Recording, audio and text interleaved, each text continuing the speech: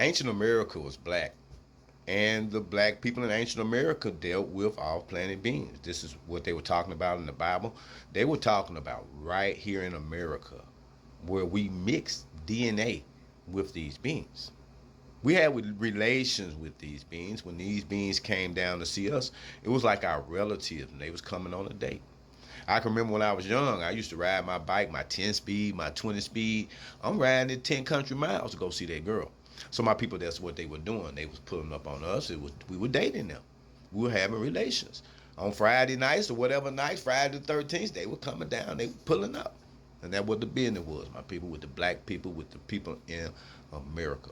And we had high technology. We were the people that came from Atlantis, the people that survived that cataclysm, that flood that attempted to destroy this technology.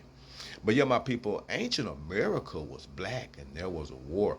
What you hear about the Spanish and all the Europeans coming, they don't tell the whole story, my people. It was a war here that lasted a long time, where they was trying to come and take over our land, trying to take over our technology and this knowledge that we had that came from Atlanta, trying to come between us and our extraterrestrial uh, relatives.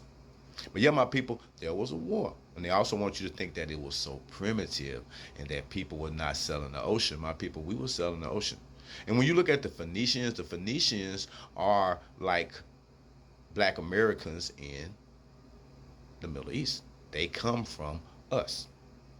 The Dogon, the Twa, the White Tutsi, these are people that came from the black Americans that went over there. My people, when you find your DNA in West Africa, it's not because you're from West Africa. It's because some people escaped this war and escaped being POWs here in America, and they got on ships and they sailed to Africa. This is one reason why they don't want you to believe that people could sail the sea back then, that you would never put this together. But yeah, the people were sailing the seas, and people escaped this war and they got to Africa. And when they went and brought people back from Africa, they were bringing the same people. They may have scooped up a few Africans, but they were trying to go and get the people that were from America that had this technology. They were trying to capture this knowledge and this technology so they could control it and make these people forget it, and we could not spread it. Also, my people, they took some of these statues that you see in these museums that come from Mesopotamia and Egypt, Sumer.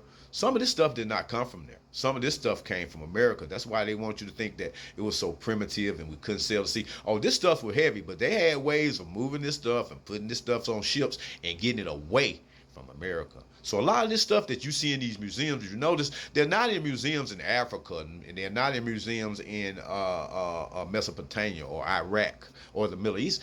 They're in Europe somewhere.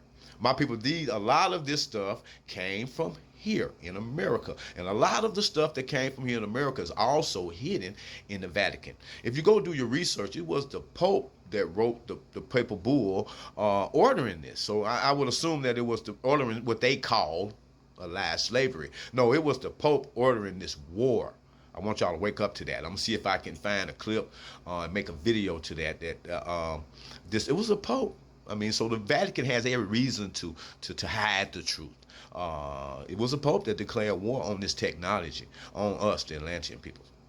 But yeah, my people, the rabbi, I spend probably 70% of my day communicating in some kind of way, dealing with our planet people, be it when I'm outside meditating or the way that I live. All of it, almost everything that I do is in preparation for being in contact or maintaining contact with these beings, my people. So my people, yeah, these beings will communicate with us. They are relatives with us. If they was coming down and having relationships with us, that means that some of us have their DNA and some of them have our DNA. It's some of us gone with them, and it's some of them that are left here, my people. It's time of awakening.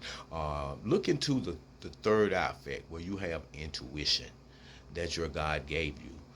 Use this intuition, not what you see in history. You're gonna have to rely on your third eye intuition, the unseen, my people.